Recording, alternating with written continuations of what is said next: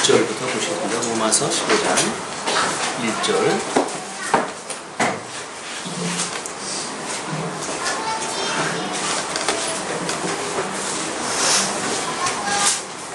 우리 강한 자가 마땅히 연약한 자의 약점을 담당하고 자기를 기쁘게 하지 아니할 것이라. 우리 각 사람이 이웃을 기쁘게 하되 선을 이루고 법을 세우도록 할지니라. 오늘 우리 15장의 내용은 믿음이 강한 자의 생활이라고 하는 것으로 구분을 14장의 내용과 구분을 갖다 했습니다. 강한 자, 연약한 자. 우리가 사도 바울이 편지를 보낼 때 고린도 지역에서 편지를 보내는데 로마에 있는 그 교회는 지금 이방인 성도가 있었고 그리고 유대인 성도로 이렇게 구분이 되어져 있었다.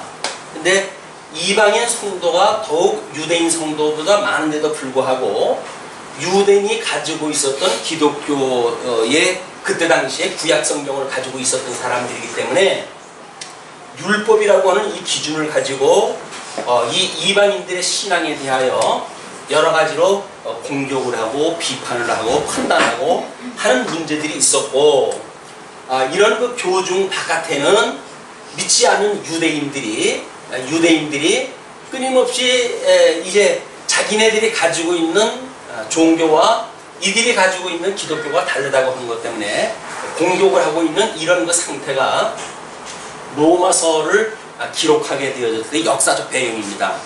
그렇기 때문에 이 교중에서는 끊임없이 그런 그 판단의 문제가 나오니까 그 문제를 사도 바울이 너희들이 이런 분쟁이 있고 비판하고 판단하는 그런 그 일은 하나님 앞에 우리 에덴 동산에서 우리 하나님께서는 이 에덴을 복과 나라라고 하는 이 양대 언약을 주셨는데 이 에덴 동산에서 이걸 누리지 못하고 불순종을 갖다 하기 때문에 추방이 되어졌죠. 그렇기 때문에 이런 두 가지의 상태를 상실하는 상태로 살아가게 되어졌다. 하나님께서 복을 주시고 나라를 주었는데 그걸 상실했기 때문에 이 사람들은 지금 저주 아래, 이 죄 아래 종노릇을 하고 살아갈 수밖에 없는 너희들이 되어졌다, 그 이야기입니다. 이것이 인간의 타락이라고 하는 문제고 인간의 불이라고 하는 문제를 우리가 설명을 들었어요. 그런데 이제 우리 로마서를 쓰면서 복음에는 그 이야기예요. 이 복음은 이 복된 소식이 들려져 있어야 복음이겠죠. 여기서는 이 복이 상실되어져 있기 때문에 사람들은 행복을 추구하고 복을 이야기하지만 그 복은 하나님께서 주신 복이 아니라 사망 권세가 우리를 속이는 복입니다. 속이는 복. 그러니까 가시적인 그런 그 복을 이야기를 하지만 하나님께 주셨던 이 복이라고 하는 그거는 하나님의 백성으로 하나님 나라에서 살아가는 복을 주셨기 때문에 신령한 이 복을 이 사람들은 잃어버리고 살았어요. 그때 이 복음에는 하나님의 의가 나타나는데 이 하나님의 의가 나타나면 그 이야기가 이 하나님의 의가 믿음으로 믿음에 이르게 한다. 이렇게 설명이 되었어요. 이 하나님의 의는 믿음으로 믿음에 이르게 되어진다. 그런데 우리 하나님께서 하나님의 의로 예수를 그리스도로 보내주셨어요. 우리가 이 불순종했던 아담의 후예답게 말할 수 없는 죄악 가운데 살고 있던 우리들을 위해서 우리 하나님이신 예수님께서 이 땅에 우리를 대신해가지고 오셔가지고 십자가에 못 박아 죽으심으로 우리들의 모든 죄를 대신해서 죽으셨습니다. 그걸 우리 대속이라고 이렇게 이야기했어요. 대속.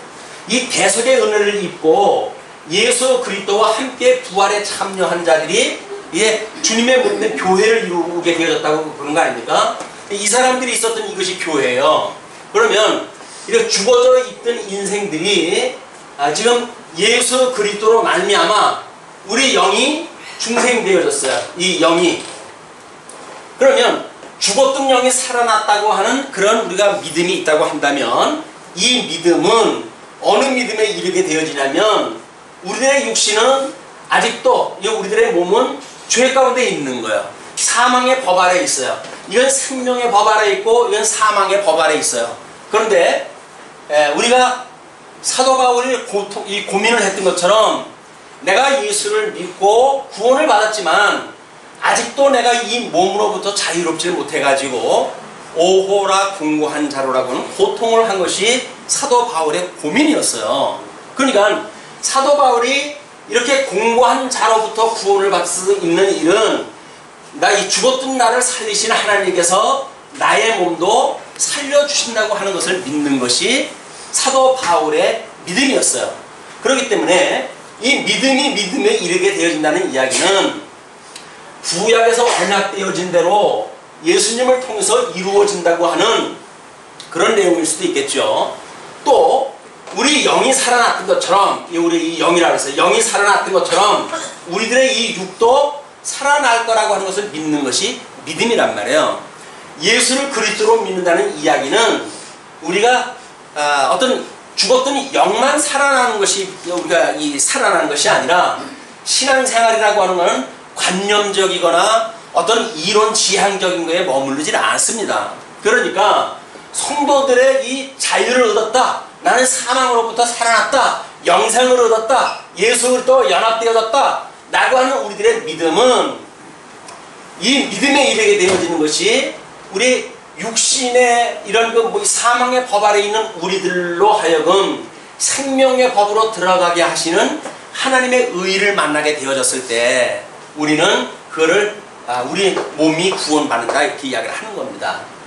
우리가 때로는 이제 사도신경을 외울 때는 그렇게 이야기를 하죠. 우리 몸이 부활할 걸 이렇게 믿는다고 그러잖아요. 그거는 이제 물론 신령한 몸으로 부활할 것에 대한 이런 가시적인 표현입니다. 신령한 몸으로 우리가 변화가 되어지는데 그때까지 끊임없이 우리 이제 되어져 갈 거예요. 그래서 우리가 교회적으로 구원의 서정을 보게 되면 이렇게 됐어요. 우리 하나님께서 우리를 부르시면 우리를 부르시고 우리를 중생케 하시고 우리들로 하여금 회개케 하시고 그리고 우리한테 믿음을 주셨을 때 우리가 이 믿음을 보고 하나님께서 의롭다고 칭해 주시고 우리를 양자를 삼으신다. 이것이 협의적인 구원이라고 우리가 이야기를 했어요.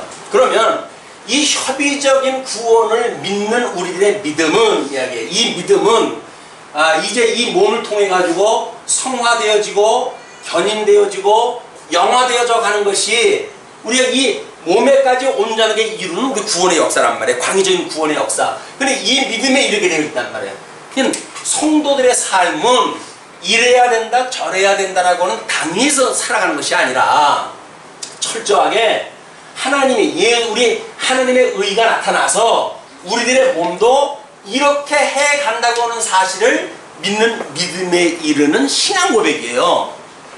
우리는 예수를 믿으면 이렇게 돼야 된다 저렇게 된다라고 하는 어떤 이 당위를 주장을 하지 않습니까? 이 당위, 명분, 이것이 구약성도들이 율법적인 요소란 말이에요. 구약성도들에게는 율법이라고 하는 당위가 있었지만 율법을 모르고 있는 이제 이 이방인들에게는 당위나 명분에 의해 가지고 삶을 살아가도록 되어진 거 아니에요. 이걸 가지고는 하나님 앞에 이것이 의가 될 수가 없다 라고 하는 것이 사도 바울의 논리였었고, 그렇기 때문에 이것으로는 안 되고 이제 구약성경에 하나님의 의로 율법을 너희들한테 주신 거는 너희들이 죄 가운데 있다고 하는 것을 깨닫게 하시기 위해서 죽었는데 이제 이 유대인들이라든가 예수를 믿고 있는 이 유대인들도 이 율법을 가지고 하나님의 의에 도달한다고 착각을 하고 있으니까 이거는 인간의 불의를 깨닫게 하는 것 뿐이지 하나님의 의에 이룰 수 있는 게 아니다. 그래서 또 한 의가 나타난다 그랬어요. 또 한 의, 율법과는 다른 또 한 의가 나타나서 믿음으로 믿음에 이르게 한단 말이야. 그래서 이 믿음으로 믿음에 이르게 되어진 의인, 이건 이제 우리가 칭의인이라고 해요. 믿음으로 말미암은 의인은 이런 하나님께로부터 말미암아서 만들어진 믿음을 가지고 있는 이 의인이 삶의 모든 영역이 결정된다 그 이야기야. 살리라, 의인은 살리라 이렇게 이야기를 했으니까. 그래서 이 몸이 사는 이런 것도 여전히 우리 예수 그리스도로 말미암은 하나님의 의로 말미암은 결과이기 때문에 우리들이 마음대로 할 수 있는 사항이 아니란 말이에요. 하나님 은혜로 주신 거니까. 그렇기 때문에 14장에서는 이런 너희들의 관계로 있으니까 이제 12장에 들어와도 영적 예배를 이야기를 하잖아요. 그 영적 예배가 이 몸을 하나님 앞에 제물로 바치는 이런 영적 예배가 너희들한테는 되어지는 거다. 이 영적 예배라고 하는 거는 우리 몸을 제물로 드리는 거예요. 그 몸을 제물로 드린다는 이야기는 우리 뭐 불태우는 어떤 불구덩이를 집어넣는 것이 아니라 우리 이 몸이 하나님의 의가 우리로 하여금 죽었던 우리를 살리셨다고 하는 사실을 고백하는 증인으로서의 삶을 살게 하신다 그 이야기예요. 이 증인으로 사는 삶은 주일을 주일답게 지키는 것이 증인의 삶인 거예요. 근데 우리는 뭐 주일날 이 주일 지킨다고 하는 문제라든지 뭐 이런 그 문제에 대해서 심각하게 생각을 하지 않잖아요. 그 이야기는 이 믿음에 이르게 되어진다고 하는 것에 이 의심이 만들어진 거예요. 끊임없이 우리 어떤 진정성에 대한 문제, 이제 우리는 이건 이제 예수 그리스도의 군사로 살아가는 우리의 삶인데 제물로 드리는 거 아니에요. 제물로 드리는 거라고 하면 나를 불태워서 지금 하나님한테 바친 거 아닙니까? 근데 나를 불태워가지고 바치기는커녕 뭐 내가 할 일 내가 좋은 거 그냥 뭐 다 하고 사는데 그게 뭘 제물로 바치는 거예요. 그게 영적 예배에 우리가 도달하지 않은 상태예요. 영적 예배가 뭔지를 모르니까 우리 삶을 내 존대로 살아가는 거지. 우리가 만약에 예수 그리스도로 말미암아 거듭나고 중생돼서 이제는 지금 예수 그리스도의 것이 되었다. 우리 이 주님의 것이 되어졌다. 그분의 종이다. 청직이다. 라고 생각이 든다고 하면 이것이 믿음에 이르게 되어진다고 한다면 이렇게 저렇게 살아가야 된다라고 하는 당위에 의해서 살아가는 것이 아니라 그냥 믿음으로 우리가 그렇게 살아가게 되어진다. 그래야 돼요. 오늘 만약에 대통령이 우리 교회에 방문한다고 하면 아마 우리 교회가 지금 이렇게 소수만 있지는 않을 거예요. 그렇죠? 눈에 보이는 대통령이 만약에 우리 이 교회에 온다고 해도 사람들이 뭔가 이해관계나 뭔가 이익을 찾으려고 오는 사람들이 있을진데 지금 하나님의 임재 앞에 우리가 예배를 드리는 거 아니에요. 우리 예배를 드리는 거란 말이야. 예배를 드리는데 별로 우리의 몸을 제물로 드릴 만큼의 진지성이 과연 있는가. 허다못해 올림픽 경기가 얼마 전에 끝났지만 그 올림픽에서 금메달을 따기 위해 가지고 사람들은 온몸을 불사릅니다. 왜? 금메달을 따려고. 그러면 경기장에서 경기를 하는 거에 1등을 하기 위해서도 최선을 다하는데 우리가 이 제물로 바쳐지는 그리스도의 것이라고 만약에 믿어졌다고 한다면 우리들의 삶은 좀 더 신앙생활에 있어서 진지성이 확보되어질 거예요. 뭔가 좀 진지할 거예요. 그렇잖아요. 예수를 믿는다는 이야기가 그냥 이 관념적으로 해가지고 뭐 믿는 사람이 어디 가겠어 라고 하는데 그치지 아니하고 우리의 몸을 제물로 바치는 영적 예배로 되어질 거란 말이에요. 그런데도 불구하고 이 복음을 받았던 지금 이 로마 교회에서는 끊임없이 판단하고 비판하고 뭐 시기하고 질투하고 이 세상에서 있던 우리들의 그 육적 소욕을 그대로 가지고 있는 것이 드러나니까 사도 바울이 너희들이 이거로부터 죽고 예수 그리스도를 믿는다고 하는 것은 이거로부터 죽고 예수 그리스도로 말미암아서 새로운 주님의 몸된 교회를 통한 너희의 이 삶을 살게 되어졌다고 하는 걸 보여준 거 아니에요. 이게 주님의 몸된 교회예요. 물론 이 주님의 몸된 교회는 우리 육신을 가지고 있는 성도들까지 다 포함되어져 있는 것을 우리가 가시적인 교회라고 이렇게 이야기를 합니다. 뭐 전투교회 또는 지상교회 뭐 이런 걸로 설명하다 하죠. 그러면 우리 몸이 있는 사람들이 지금 이 사람들이 모여가지고 있는 교회니까 이 교회에게 이 구성원들이 믿음에 각자 다른 사람들이 구성원들이 있었잖아요. 그러니까는 각자 믿음의 분량을 따라서 생각을 하고 믿음에 지나는 생각을 하지 마라.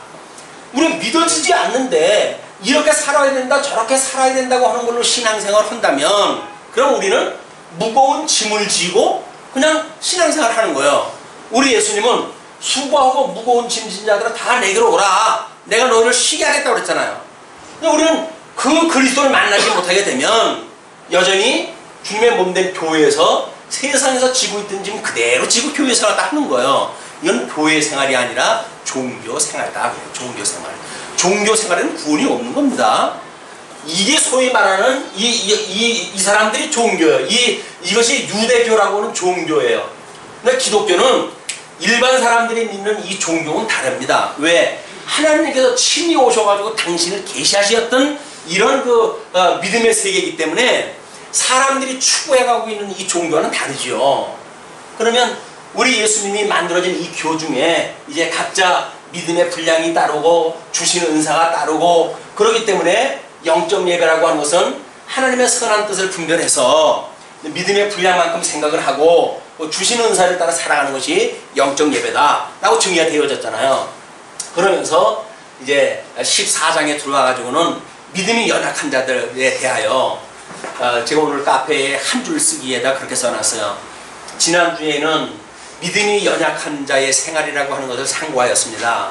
그 이야기는 유명한 친절한 금잔씨의 명대사가 하나 있습니다. 뭐죠? 너나 잘하세요. 너나 잘하세요. 신앙생활을 하다 보게 되면 우리는 자꾸 다른 사람이 어떠냐에 관심을 갖게 되어지거든요. 근데 1단계는 뭐냐면 자기가 예수 그리스도와 함께 죽고 예수 그리스도와 내가 이 부활을 했는가 라고 하는 것을 믿는 자기의 신앙이에요. 그렇기 때문에 다른 사람들 보고 이렇다 저렇다라고 해도 판단하지 말라고 이야기해요. 14장에 들어와서 이야기하는 것이 비판하지 말라고 이야기해요. 왜? 이 사람이든 이 사람이든 이 그리스도가 주인이 돼가지고 넘어뜨리기도 이 사람이 넘어뜨리게 할 것이고 세우는 것도 이분께서 세우게 할 것이다. 그냥 너희들끼리 판단하고 비판하지 말라고 이야기해요. 그래서 스스로가 자기를 하나님의 의로 말미암아서 의롭다고 믿는 자는 복 있는 자다 이렇게 이야기를 합니다. 14장의 이야기는 그 이야기예요. 믿음이 연약하다라고 하는 그 이야기는 다른 사람은 어떻게 살아도 상관이 없어요. 일단 내가 예수 그리스도와 함께 죽고 예수 그리스도와 함께 살아났는가, 그래서 영생을 가진 성도로 내가 살아가고 있는가 라고 생각을 하게 되면 옆에 사람이 잘하고 못하고 이거 신경 쓸 데가 없어요. 그냥 내가 구원을 받았는지에 대한 이걸로 인해 가지고 믿음이 연약한 삶을 사니까 이것만 가지고 우리는 은혜의 감동을 가지고 살아갈 수가 있단 말이에요. 이 믿음이 좀 크다고 한다면 그 이야기예요. 우리가 교 중에서 사람을 구성원을 두 부로 나눈다고 한다면 아마 장로교회 헌법에 직원이라고 하는 제도가 있어요. 이 장로교회 헌법은 직원이라고 하는 구성원이 있는데 이 직원은 직임을 가지고 있는 구성이라고 뜻이겠죠. 이거에 목사, 장로, 집사, 소위 말하는 항존직에 포함되어지는 거예요. 나머지 분들은 이 직원이 아닌 분들은 그냥 성도라 일컬어요. 우리 대한민국은 워낙 서리 집사를 많이 양산했다 하니까 모든 사람들이 다 직원인 걸로 되어져 있잖아요. 그러나 교회 헌법에 의할 것 같으면 항존직은 안수 집사를 이야기하므로 명령이 안 됩니다. 교회에 이 믿음이 커가지고 자기를 불태워가지고 다른 사람의 우리 그 1절에서 이야기한 게 뭐예요? 우리 강한 자가 마땅히 연약한 자의 약점을 담당하고, 이 직원이 되려고 한다면 이 믿음이 어린 자의 약점을 담당할 수 있는 사람이어야 되는 거예요. 이 직원이라는 게 소위 교회 직원인 거예요. 그래 다른 분들이 이 주님의 몸된 교회 생활하다 하기에 뭔가 부족한 부분이 있으면 그걸 채워주고, 그리고 그 협력하고, 그래서 이 몸을 세워가는 데에 이 주력하는 것이 직원이란 말이야. 그걸 우리가 다른 이름으로 해가지고 직원이라고 한다면 이분밖에 안 들어가니까 한국교회 좀 실정에 의할 것 같으면 이거를 공인이라고 이야기를 할 수가 있습니다. 공인. 신앙생활에 이 정도에 머물러져 있는 사람은 우리 사적인 그냥 성도예요. 그러나 만약에 우리가 이 성화라고 하는 단계를 통해 가지고 우리 몸을 하나님 앞에 드리는 제물로 드리는 정도의 신앙생활을 하게 되면 적어도 우리는 공인이 되어지는 거예요. 공인. 이 교회 생활을 할 때 공인이라고 하는 그 개념이 무엇인지 이걸 한번 살펴봅니다. 우리 강한 자가 마땅히 연약한 자의 약점을 담당하고, 가정에서 제일 잘 되는 것이 이 문제죠. 가정이라고 하는 그곳에서는 부모가 어린아이들을 위해 가지고 온몸을 불태워가지고 봉사를 하잖아요. 그 배 아파서 날 때로부터 그가 성장해가지고 살아가는 그런 모든 시간을 부모님들의 그런 어떤 헌신을 위해 통해가지고 이루어진단 말이에요. 오죽하면 뼈골을 빼먹는다고 이렇게 이야기를 할까요? 전생에 뭐 빚쟁이라고 이렇게 어떤 사람 표현할 정도로 자녀라고 하는 거는 죽는 날까지 부모님의 혜택을 받고 살아가는 것이 이 자녀의 모습이에요. 이런 거는 하나님 앞에 우리가 어떤 모습으로 살아갈 때 이런 거예요. 뭘 부모님 앞에 나는 이렇지. 그래서 부모님이 자기의 사랑을 깨닫지 못하는 자녀들한테 내가 자식을 낳아야 한다 라고 이야기했다 합니다. 그 이야기는 뭐예요? 내가 공인이 돼봐야 공인의 이 입장을 안다 그 이야기예요. 자녀를 낳아보지 않냐고 자녀에 대한 이야기하는 거는 사실 설득력이 없어요. 왜? 자기가 부모님 밑에서 살아갈 적에는 그냥 부모님의 은혜를 받고 살아가니까 그게 당연한 줄 알았단 말이에요. 근데 자녀를 낳고 보니까 아닌 거예요. 자기가 어떤 그런 그 자녀를 위해 가지고 불태우는 제물로 헌신을 하는 그런 삶이 있어야 자녀가 성장을 하지. 뭐 하나님께서 다 하시는데 뭐 하나님께서 너 태어나게 했는데 네가 어련히 살아갈까? 라고 해서 자녀가 살아가는지 안 살아가는지도 모르고 게임방에 가지고 12시, 2시 반까지 있다가 집안에서 무슨 일이 일어나는지도 모르고 주부가 이런 기가 막힌 일들이 벌어지는 겁니다. 아니 아기를 낳고 사는 엄마라고 한다면 자녀를 보호하고 그것이 부모지 나만 낳았다고 부모가 아니잖아요. 근데 무슨 주부가 2시 반까지 무슨 오락실에 가가지고 게임을 했다고 하냐고요. 집안에서 무슨 일이 일어날지도 모르고. 이거 참 무서운 현상들 아닙니까? 지금 다행히 어떤 대한민국이라고는 현상이 무서운 사회로 변해져 가니까 우리는 이 더럽고 무섭고 참혹한 우리 인생사를 볼 수 있는 세계에 살고 있는 거예요. 근데 그것이 특수한 몇 사람의 문제인가? 아니라는 거예요. 우리 모든 사람들이 거기에 해당되어지는 거예요. 그렇다고 한다면 과연 예수를 그리스도로 믿고 하나님이 다 하신다라고 하는 그런 생각만 가지고 교회 생활을 한다고 한다면 우리는 마치 우리가 감당을 해야 될 어떤 그런 사람들의 몫을 내어버려 둔 채 새벽 2시 반까지 오락실에 가가지고 혼자 꼭 이 오락을 하는 그런 사람이나 진배가 없는 신앙생활을 한 것이다 그 이야기예요. 자, 그 약점을 담당하고 자기를 기쁘게 하지 아니할 것이다. 자기의 유익을 위해서 하는 것도 아니고 자기를 기쁘기 위해서 그렇게 하는 게 아니다 그 이야기예요. 우리는 이 교회에서 어떤 하는 자기의 몸을 제물로 바치는 그런 희생 봉사라고 하는 문제가 그리스도가 없는 일반 종교나 사회에서도 그것이 이루어집니다. 그걸 봉사라고 하는 이름으로 되어져요. 그런데 이 봉사라고 하는 그거는 다른 사람을 위하여 땀을 흘리는 것 같지만 사실은 누구의 기쁨을 위해서 하는 겁니까? 자기의 기쁨을 위해서 하는 거예요. 많은 사람들이 봉사하면서 하는 얘기가 뭔가요?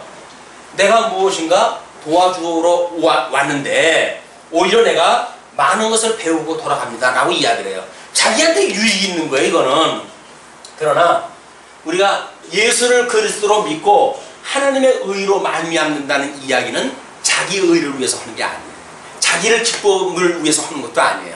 이것이 지금 사도 바울이 15장에서 믿음이 강한 자에 대한 이야기를 하는 겁니다. 자기를 기쁘게 하지 아니할 것이라 우리 각 사람이 이웃을 기쁘게 하되, 이웃을 기쁘게 하라잖아요. 그러니까 우리 하나님의 의를 통해 가지고 만사를 언약대로 이루시는 여호와 하나님, 이 여호와 하나님이 지금도 살아 계셔서 죄 중에 있는 우리를 위하여 얼마나 우리를 사랑하셨는지 당신의 독생자를 십자가에 못 박아 죽는 데까지 내어 주심으로 해서 하나님이 우리의 사랑을 확증을 하셨단 말이에요.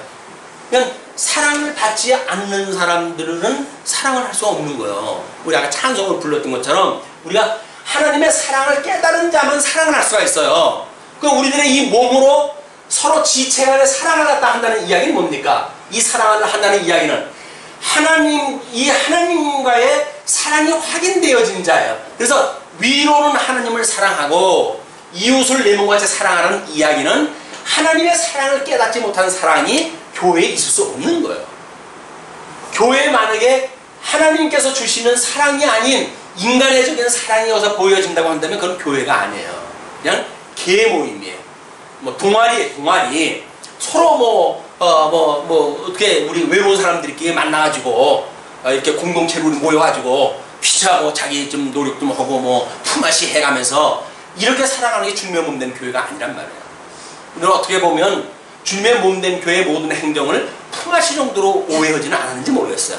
연보, n분의 1 이렇게 해가지고 전기값 쓰는 거 우리가 내는 거다. 이런 개념으로 만약에 우리가 연보를 생각했다고 한다면 그건 재물이 아닌 거예요.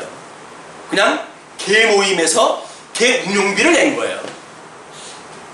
하나님 앞에 바친 게 아닙니까? 연보가? 재물을 하나님 앞에 드린 게 아닌가요? 우리 그렇게 배웠잖아요. 하나님 앞에 드리긴 뭘 하나님에 드렸냐? 너희들이 다 썼지. 그런 이야기를 했어요. 그 이야기는 가시적인 세계에 국한된 이야기들이에요.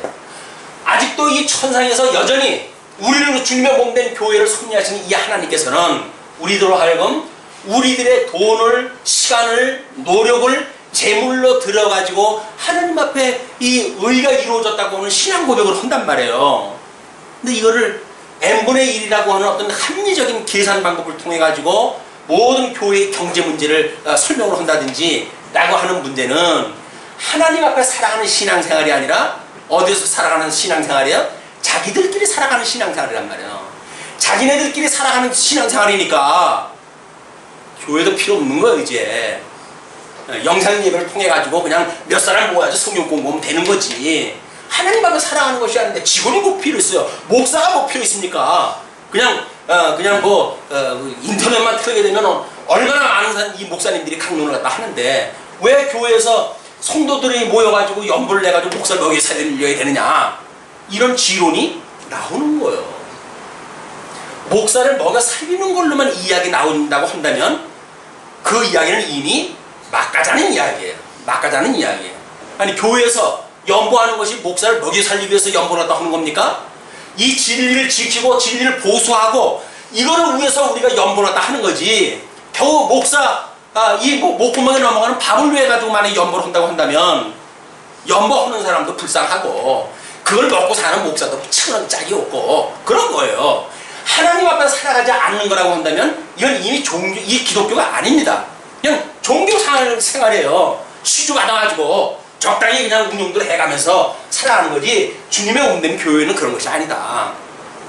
종교개혁이라고 하는 이름을 가지고 우리 친일을 받는 사람들을 수없이 수없는 사람들을 죽여버리고 자기네들 말 안 듣고 제네바를 성시화한다고 해가지고 자기네 말을 듣지 않는 사람들을 갖다 수없이 사살하고 이것이 예수의 이름으로 전해졌다는 이야기는 이건 종교개혁의 비극이에요. 비극. 종교개혁이라고 하는 것이 어떻게 그리스도의 이름으로 성도를 죽입니까? 말이 되는 거예요 이게? 생명의 종교라고 하는 기독교가 자기네 말 안 듣는다고 개혁사상을 갖다 따라오지 않는다고 해가지고 친일을 고집하는 사람들을 갖다 수장을 시켜버리고 성시화시킨다고 하는데 참여하는 사람들, 장로들이 시찰 돌면서 교회 이 예배 안 받는 사람들 전부 뽑아가지고 감옥에다 집어넣어놓고 이게 도대체 무슨 기독교예요 이게? 종교개혁의 칼빈이 그렇게 했다고 하더라도 그거는 잘못되어진 거예요. 지금도 마찬가지죠. 교회 개혁이라고 하는 이름으로 수많은 성도들의 영혼을 짓밟고 누르고 압제하고 당위 속에 살아가게끔 만들어 놓고 이렇게 한다고 한다면 이건 하나님 앞에 큰 죄예요. 우리 하나님께서는 지금 이 하나님의 의가 나타나가지고 이걸 하신다고 그러는데 하나님의 의가 이걸 해가는 거지 무슨 개혁을 갖다 해가는 인간의 주체가 돼가지고 그 일을 갖다 해갈 수가 있습니까? 인간은 주체적인 동물이 아닌 거예요. 그냥 그리스도의 것이에요. 우리 주님께서 이뤄가시는 주님의 몸된 교회의 그냥 이론일 뿐이에요. 이런 자기의 성찰이 없다고 한다면 평생 예수 믿고 지옥 가는 거예요 그게. 예수를 그리스도로 믿어가지고 우리 하나님의 의가 나를 이렇게 해가셨습니다 라고 믿어져야 우리가 하나님의 의를 통해가지고 이 구원을 갖다 노래하고 구원을 찬송하고 하는데 이르게 되어지지. 마땅히 내가 그렇게 할 일을 했다 라고 하는 당위 속에 빠진다고 한다면 우리는 문의는 기독교인이죠. 교회 생활하고 주일날은 예배당에 오고 근데 이 복음을 모르고 믿는 이 사람들과 징계 없는 종교 생활을 할 뿐이에요. 말씀이 없는 성도들에게는 치명적인 일입니다. 대한민국에 수많은 교회들이 있지만 왜 이 난리의 법석이 벌어지고 그러는가 라고 하는 문제는 말씀이 없어. 하나님의 의가 나타나는 이 의의 실제 부분이 아닌 거예요. 의의 실제가 아니면 뭐예요? 인간들이 연출에는 무슨 이 연극이 벌어지고 있는 거겠죠. 하나님께서 우리들한테 보여가시는 주님의 몸된 교회의 삶이 아니라고 한다면 분명히 인간이 무슨 쇼가 좀 벌어지고 있는 거예요. 그것이 사단이 미혹하고 있는 세계다 그 이야기예요. 기독교라고 하는 이름으로, 교회라고 하는 이름으로 어떻게 수많은 성도들을 지금 이 멸망의 구렁텅이로 끌고 들어가는 거 아닙니까? 이 어둠에 지금 이 잔악한 이 무리들의 행하는 일들이 보이십니까? 어둠의 무리가 우리를 미혹하는 이 세계가 보이십니까? 어둠의 세계가 보여야 이후로부터 자유함을 받았던 이 자유의 이 고귀함이 나타나지. 만약에 여기서 젖어가지고 다 그렇게 사는 거지 뭐 인생. 이렇게 해가지고 단 한 번인 인생을 그렇게 살다가 우리가 그냥 가버린다고 한다면 도대체 이 세상에 와가지고 복음을 들었던 의미를 어디서 찾겠어요? 우리들의 이 육신은 그렇게 살다가 한 세상 갈 수는 있죠. 그러나 우리들의 이 영혼은 영원한 거 아니에요. 영생 아니에요. 영생을 위해서 살아가는 일은 당연한 겁니다. 영생을 위해서 이 영원한 우리 그리스도와 살아가는 영원한 우리 생명에 대한 것에 관심이 있어야지. 아니 60년, 70년, 80년 사는 이 육신에 우리가 관심이 빠진다고 한다면 우리 인생을 그냥 소진하고 마는 거예요. 그래서 지금이 깨어 있을 때입니다. 깨어 있을 때예요. 하나님의 말씀으로 깨어 있지 않으면 하나님의 의로 말미암은 이 놀라운 감격의 은혜 이걸 우리는 맛도 볼 수가 없는 이런 그 삶을 살아간다. 워낙 그 기독교가 지금 어두워졌기 때문에 그렇습니다. 그래서 우리 각 사람이 이웃을 기쁘게 하되 선을 이루고 이건 하나님이 기뻐하시는 선을 이루는 거예요. 우리 앞에서는 선으로 악을 이기라 이렇게 이야기를 했잖아요. 선으로 악을 이긴다는 이야기는 세속적인 방법, 어떤 뭐 합리적인 방법, 또 여기서 뭐 인간의 이성적인 이런 어떤 이론에 의해서 만들어지는 것이 아니라 하나님의 이 의에 의해서 만들어지는 이런 것들에 대하여 지금 선을 이루고 덕을 세우도록 할지니라. 이 건덕에 덕을 세운다는 이야기예요. 주님의 몸된 이 교회의 덕을 세워가는 이야기는 자기를 위해 살아가는 일이 아니긴 자기 한 몸으로 살기도 급급한데 다른 사람을 어떻게 세워가겠어요. 그러나 이 하나님의 의를 믿는 믿음이 우리 믿음에 이르게 되어지는데 이 믿음에 이르게 되어지게 되면 우리는 공인으로 성장이 되어져서 감당치 못할 성도들의 짐을 내가 대신 지어주는 이제 그 사명이 시작되어지는 거야. 네, 3절로 4절을 말씀의 안위로 소망을 가지는 생활이라고 이렇게 이야기를 했습니다. 그리스도께서 자기를 기쁘게 하지 아니하셨나니 기록된 바 주를 비방하는 자들의 비방이 내게 미쳤나이다 한것 같으니라. 예수님도 당신의 기쁨을 위해서 하신 것이 아니라는 거예요. 왜냐하면 시편 기자가 이야기했듯이 이 시편 기자 이야기가 그 이야기거든요. 주를 미워하는 그 미움이 나에게 지금 미쳤습니다. 그 이야기예요. 그 이야기는 예수님이 와가지고 받을 고난에 대한 이야기입니다. 그럼 예수님은 고난을 받았는데 우리는 고난을 마다하고 만약에 우리 주님이 받았던 고난은 주님께 다 이루어졌으니까 우리는 고난을 받을 필요가 없다라고 말한다고 한다면 우리 영적 예배가 아닌 거야. 왜? 내 한 몸 살아가겠다고 살아간다는 이야기니까. 그러나 하나님의 의를 믿는다는 이야기는 우리 믿음에 이르게 되는 이 믿음으로 우리가 의인이 산다고 하는 그 생활은 적어도 제물로 바쳐지는 삶을 살아가게 하신다 그 이야기예요. 우리 보고 살라는 이야기 아니에요. 주님께서 그렇게 해가시겠다 그 이야기예요. 예, 주님께서 그렇게 비방이 내게 미쳐내라 한 것 같으니 무엇이든지 전에 기록한 바는 우리의 교훈을 위하여 기록된 것이니. 전에 기록됐다고 하는 그 이야기는 예수님이 오셔가지고 지금 이 로마서가 기록될 때만 하더라도 신약 성경이 없었어요. 구약 성경만 있을 때입니다.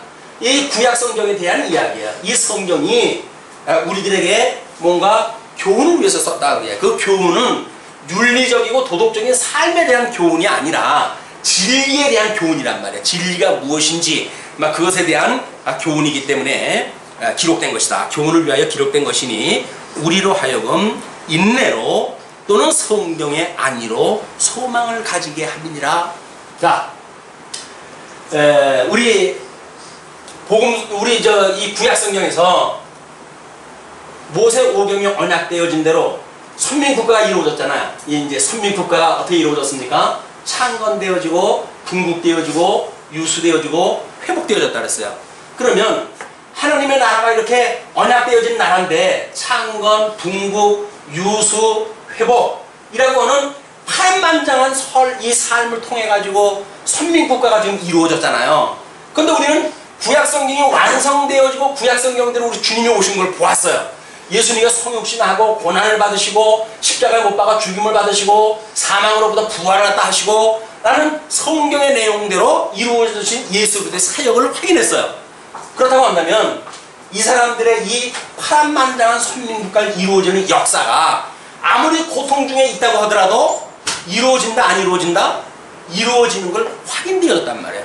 구약성경을 통해 가지고 하나님께서 약속하셨던 이 나라가 이루어진 걸 이 사람들은 다 본 거예요.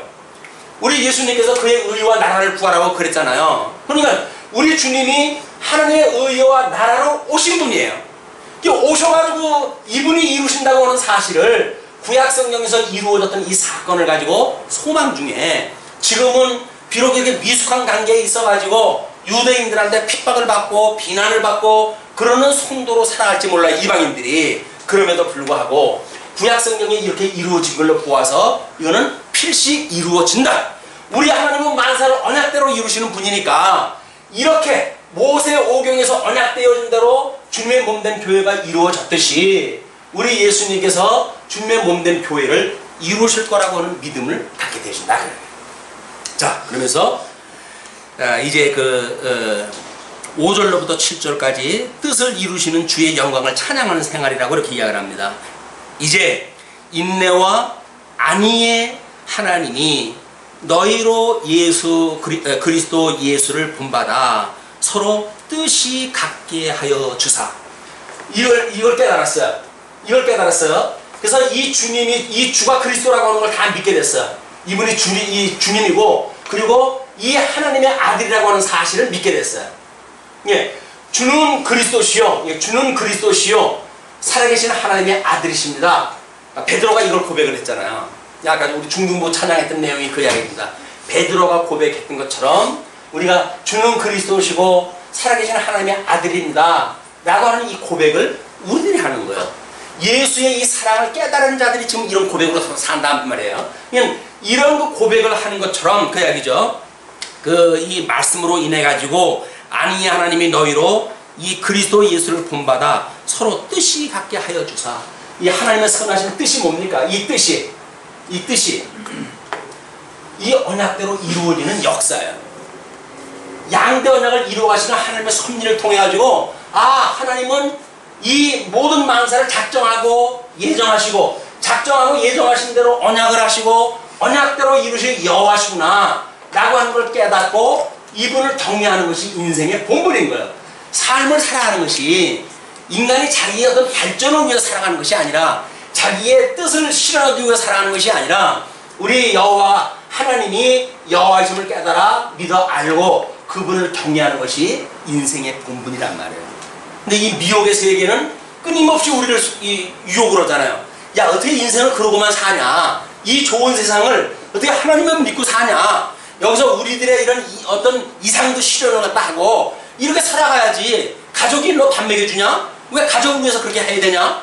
너는 이제 네 인생을 살아 라고 하는 수없는 현실적인 이 철학 아래에 있는 이 사고들이 모든 성도들을 어두움 속으로 점점 발을 끌어들어가는 우리가 이 함정 속에 빠져들어간단 말이에요.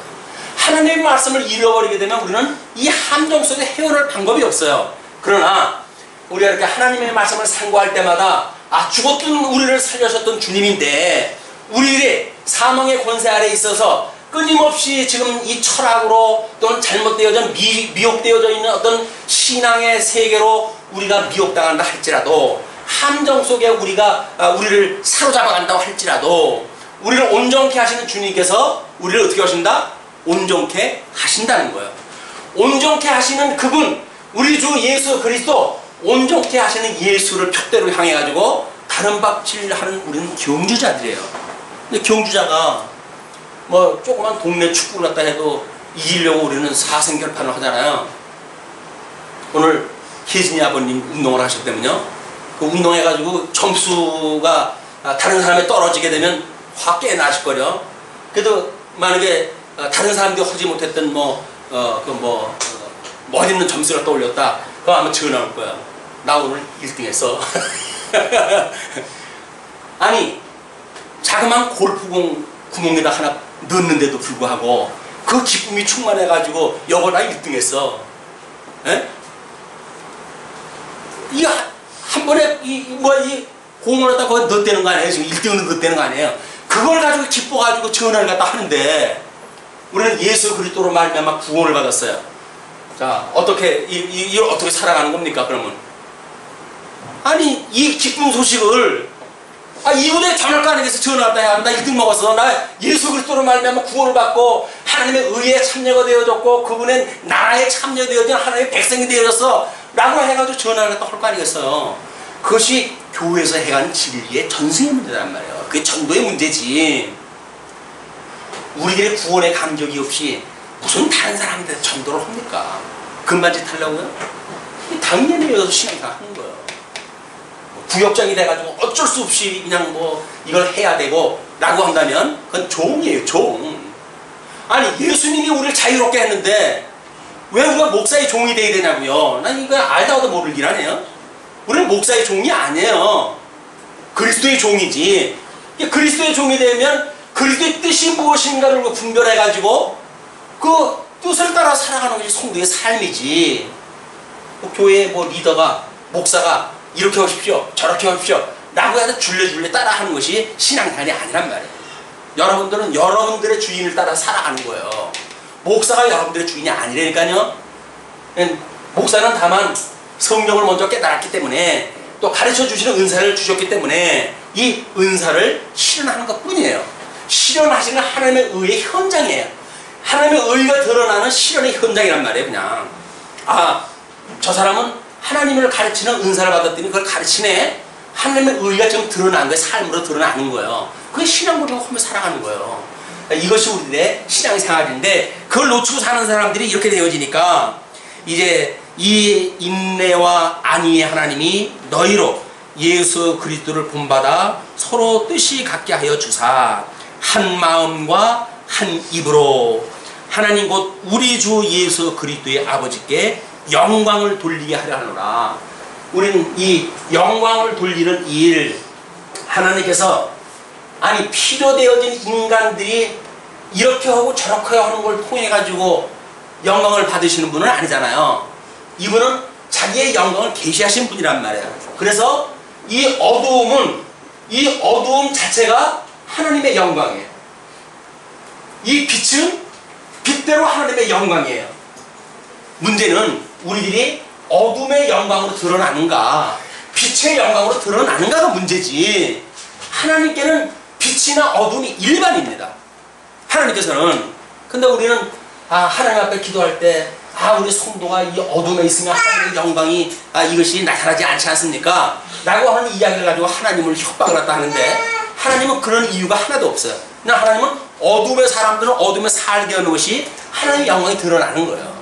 자, 이것이 지금 6절까지의 그런 그 이야기입니다. 그러면서 이제 8절서부터 13절까지가 성령의 능력으로 소망이 넘치는 생활에 대해서 이렇게 이야기를 해요. 이러므로 그리스도께서 우리를 받아 하나님께 영광을 돌리신 것 같이 너희도 서로 받으라. 그리스도께서 우리를 받아. 그리스도께서 우리들의 모든 죄를 대속하시는 용납하사 내게 우리를 받았다라고 하는 용납하사 우리를 받아가지고 이 하나님의 영광을 위해 가지고 십자가에서 죽으시고 성경대로 죽으시고 성경대로 살아나셨잖아요. 이 하나님의 영광이 드러났단 말이에요. 예수님이 오셔가지고 그대로 영광이 드러난 거예요. 이렇게 했던 것처럼 그 이야기입니다. 너희도 서로 받으라. 이 제물로 드려진다는 이야기는 서로 받는 거예요. 서로 용납하는 거예요. 자기하고 뭔가 모습이 다르다 뭐가 어쩌다 해가지고 비난하고 판단하는 것이 아니라 저 사람은 하나님께서 믿음을 저 정도밖에 안 주셨구나 라고 그게 보이는 거예요. 그러면 믿음을 가진 사람이 어째 그런데 라고 해가지고 입으로 비난하는 것이 아니라 그분의 연약한 부분을 내가 감당을 하는 거예요. 그 사람 비난할 건 뭐가 있어요. 눈에 거슬리면 내가 하면 되지. 근데 우리는 내가 하면은 내가 힘드니까 상대방 안 하는 걸 가지고 타라고 그러잖아요. 왜 안 하느냐? 이것이 소위 말하는 이 유대인들의 이방인을 공격했던 당위의 문제고 명분의 문제란 말이에요. 우리는 다른 사람 타박도 없어요. 그 사람이 만약에 뭘 안 했다 라고 하면 내가 하면 되는 거예요. 내가 하면 그게 눈에 거슬리면 내가 하면 되는 거예요. 근데 우리는 눈에 거슬리는 거 나는 안 하려고 그러고 입으로만 우리가 이 선생 노릇을 하려고 그러니까 피곤해지는 거예요. 신앙생활이 이 갈등이 일어나고. 그래서 내가 말하노니 그리스도께서 하나님의 진실하심을 위하여, 하나님은 만사를 언약대로 이시 여호와예요. 신실하신 분이에요. 그래서 이 신실하심을 드러내기 위하여 할례의 수종자가 되셨으니, 7일 만에, 난지 8일 만에, 8일 만에 우리 예수님께서 할례를 받으셨죠. 그 수종자가 됐단 말이에요. 그것은 하나님의 그런 그 그리스도 이 하나님의 영광을 드러내시기 위해서 하셨다. 이는 조상들에게 주신 약속을, 여기 이제 열조에게 그랬잖아요. 아브라함에게 할례를 받으라고 약속을 갖다 했어요. 그 물론 할례는 율법을 주기 전에 할례가 할례라고 그랬어요. 그걸 따라서 우리 주님께서 할례를 받았으니, 그 이야기는 율법 아래 나서 율법에 의해서 돌아가신 분이지만 이미 그 율법이 있기 전에 할례를 받았던 분이다. 그걸 이제 강조하는 거예요. 왜냐하면 이 관계를 설명하기 위해서 그러는 거예요. 이 사람들은 지금 할례당이 아니에요. 이 할례당. 이 사람들은 무할례당이라고 이렇게 별명을 붙여놨어요. 이 사람들은 무할례당이고 자기네는 할례당이란 말이에요. 이렇게 구분되어진 것이 이 사람들의 평가였기 때문에 예수님이 열족의 언약한 걸 이루기 위해서 할례를 지금 담당하다 했다. 하나님이 이 땅에 오셔가지고 할례를 받았는데 지금 모세를 통해서 주어진 율법을 지키느냐 지키지 않느냐를 가지고 형제를 판단하는 일이 얼마나 무익한 일이겠어요. 그 원리를 아시겠죠? 자, 그렇게 하면서 경고히 그 약속들을 경고케 하시고 그 약속들을 이루어 가심으로 성취하시고 그런 이야기입니다. 이방인으로 그 긍휼하심을 인하여 하나님께 영광을 돌리게 하려 하심이라. 이방인들한테 영광을 돌리게 했다 그 이야기예요. 왜? 율법 주기 이전에 할례를 받음으로 해서 그 율법 이전에 할례를 갖다 주었으니까 할례를 받는 자에 대한 그런 규례가 있잖아요. 그래서 이방인이라고 할지라도 할례를 받으면 유대로 그 사람들이 들어올 수가 있게끔 이제 그 되어져 있고 이런 그 규례가 있는데, 그런 것처럼 우리 예수님이 할례를 받았다는 이야기는 이방인들에 의한 구원의 역사를 설명하는 사실이다 이야기예요. 자, 그걸 이렇게 성경을 틀어가지고 이렇게 설명을 합니다. 이방인으로 그 긍휼하심을 인하여 하나님께 영광을 돌리게 하려 하심이라. 이게 이제 목적이에요. 그리고 그 근거를 이렇게 제시합니다.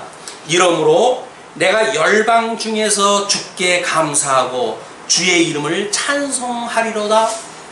하나님의 이 의에 이 삶이 어떠한 걸로 나타나냐면 찬양으로 나와요. 찬양으로. 왜 찬양으로 나옵니까? 하나님의 이 언약대로 이뤄가시는 놀라운 역사 섭리가 하나님의 영광으로 깨달아지니까, 아, 모든 권세도 하나님의 거고 모든 나라도 하나님의 것이고, 이게 그거 이야기 안 해요. 나라와 권세와 또 모든 하나님의 이름이 하나님을 이루한 것입니다. 이 이야기예요. 그래서 우리가 주기도 말미에 있는 그 끝에 있는 부분의 것도 결국은 이 찬양으로 떨어지는 것이다 그 이야기예요. 자, 그렇게 하면서 이제 그 현상을 뭐라고 설명을 근거를 대내면 신명기 32장 43절 말씀을 가지고 열방들아 주의 백성과 함께 즐거워하라 하였다. 자, 이 찬양의 근거가 이제 성경에서 내는데 그 근거가 신명기에 있는 걸 가지고 열조의 언약, 이 열조의 언약을 보면 이방인들이 유대인들과 더불어서 하나님을 경외할 수 있도록 언약되어졌단 말이에요. 이 신명기를 통해서 이미 열조에게 언약되어졌다. 우리 지금 이방인들이 함께 하나님께 영광을 돌리는 문제가 그 이야기예요. 열방들아 주의 백성과 함께 즐거워하라 라고 신명기에 언약이 되어졌다 그 이야기예요. 그를 역사 섭리를 통해 가지고 이제 이루어졌겠죠. 이 역사 섭리를 통해서 이루어진 내용 중에 시편 기자가 찬송으로 한 내용이 있어요. 그것이 뭐냐면 시편 117편 1절 말씀인데, 모든 열방들아 주를 찬양하며 모든 백성들아 저를 찬송하라. 이미 시편 기자에 의해 가지고 이 언약이 이제 성취되어질 거 아닙니까? 성취되어지는 건 내용에 일단 시편 기자가 노래했던 것처럼 모든 열방들아 이스라엘 백성들 언약 자손들과 더불어 하나님 앞에 영광을 돌리라고 했던 것으로 성취되었다 그 이야기예요. 신명기의 이 언약은 역사서에서 이루어졌는데 그 역사서의 내용을 찬양했던 시편에서 그걸 찬양의 근거를 갖다 제시를 갖다 했어요. 또 하나는 선지자의 예를 들어 설명합니다. 또 이사야가 가로되 이새의 뿔이 곧 열방을 다스리기 위하여 일어나시는 이가 있으리니 열방이 그에게 소망을 두리라 하였느니라. 선지자들도 이제 성취되어진 그 역사 섭리를 통해 가지고 예언했던 이사야의 이야기를 들으면 그 이사야에 나와져 있는 것처럼 그 이야기예요. 열방을 다스리기 위하여 이새의 뿌리로부터 우리 이제 예수님이 출생을 하는데 하나님의 의가 등장을 하게 되어지는데 그 하나님의 의가 나타나게 되면 믿음으로 믿음에 이르게 되어질 거예요. 그 믿음에 이르게 되어지는 게 뭡니까? 모든 열방, 모든 이방인들도 함께 찬양을 할 때가 온다고 이야기해요. 자, 구약 성경에 이렇게 언약되어진 것은 우리 예수님을 통해 가지고 성취될 것을 위한 교훈으로 주어졌다고 그랬죠. 이 구약 전체를 우리가 언약이라고 그러는 거야. 그래서 우리 예수님이 이루실 거예요. 그 이루시는 거에 대한 근거를 신명기의 언약대로 시편 기자가 이렇게 성취된 걸 노래했고 또는 선지자는 이와 같이 하나님께서 이루어졌던 걸 예언으로 이렇게 이야기했다라는 성경적인 근거를 제시를 한 겁니다. 그러면서 13절 소망의 하나님이 이제 이 언약대로 이루어갔기 때문에 지금은 이것이 다 이루어졌다 안 이루어졌다? 아직 안 이루어졌겠죠. 지금 로마 교회 형편이 이렇게 되어졌으니까 아직은 안 이루어진 거예요. 그러나 하나님께서 이 신실하신 하나님께서 당신의 의를 위하여 이것을 이루어 가시는 것이 분명하니까 우리는 소망을 갖게 되어지는 거예요. 그 우리가 믿음이라고 하는 그거는 우리가 이 히브리서 기자가 밝힌 대로 우리의 믿음은 보지 못하는 것들의 증거고 바라보는 것들의 실상인 거예요. 현재 우리들에게 이루어진 것을 믿는 거는 그건 믿음이 아닌 거예요. 아니 지금 우리가 그냥 이거 사는데 그게 뭐 믿음으로 살 게 뭐가 있어요. 믿음이라고 하는 거는 아직 이루어지지 아니하였지만 성령의 특별 계시에 의하면 이루어질 수밖에 없기 때문에 믿게 되어지는 것. 그러니까 그 믿음은 소망이 있게 되어지는 거예요. 소망이. 그래서 그 소망의 하나님이 모든 기쁨과 평강을 믿음 안에서 너희에게 충만케 하사 성령의 능력으로 소망이 넘치게 하시기를 원하노라. 자, 지금 이 이방인들의 숫자가 더 많다고 그랬어요. 유대인들은 숫자가 적은데도 불구하고 율법을 가지고 있다고 하는 그것으로 해서 마치 기독교에 무슨 기득권을 가지고 있는 것처럼 이방인들을 공격을 갖다 해야 됐어요. 그러나 이방인들 이미 구약성경에 이렇게 언약되어진 대로 하나님의 의가 나타나서 너희들을 기쁨과 평강 중에 인도할 거니까 너희는 소망을 가져라. 이 사람들한테 공격당하는 이방인들한테 복음을 바로 깨달았던 사도 바울은 평안을 빌어요. 평강을 빌어요. 이것이 복음이란 말이에요. 누가 누구를 갖다 없애고 공격하고 잘라버리고 이렇게 하는 것이 복음의 역사가 아니라 설사 믿음이 적어가지고 이런 일들이 벌어진다 할지라도 하나님의 원리는 잘라내고 솎아내는 게 아니에요. 우리 예수님이 심판 이야기 할 때 그러시더라고요. 그 밤에 몰래 마귀들이 와가지고 씨를 갖다 뿌려놓고 갔구나. 그랬더니 하인들이 그러잖아요. 뽑아버릴까요? 네, 그것도 걔는 그거 뽑다가 성은 알고까지 상할라. 마지막 날 추수할 때 갈라내면 되지. 아니 하나님이 갈라냈을 때 갈라지면 되지. 심판을 갖다 그때 죽게 맡기면 되지. 뭐 구성원인 인간들이 심판을 갖다 한단 말이야. 하나님 자리에 올라가가지고. 이거는 복음이 아니란 말이에요. 복음은 죽게 맡기는 거예요. 주가 사법자인데 그분이 심판하시겠지 마지막 날. 그분한테 모든 판단을 유보해야지 내가 판단하면 안 된단 말이에요.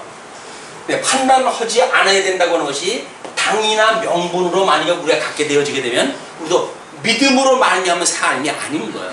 하나님의 의가 나타나서 믿음으로 믿음에 이르게 되어졌기 때문에 아이고 나 같은 인간도 우리 주님께서 날 구원해 주셨는데 저런 분이야 얼마나 하나님께 잘 구원을 하겠느냐 라고 하는 것이 바른 정신이지.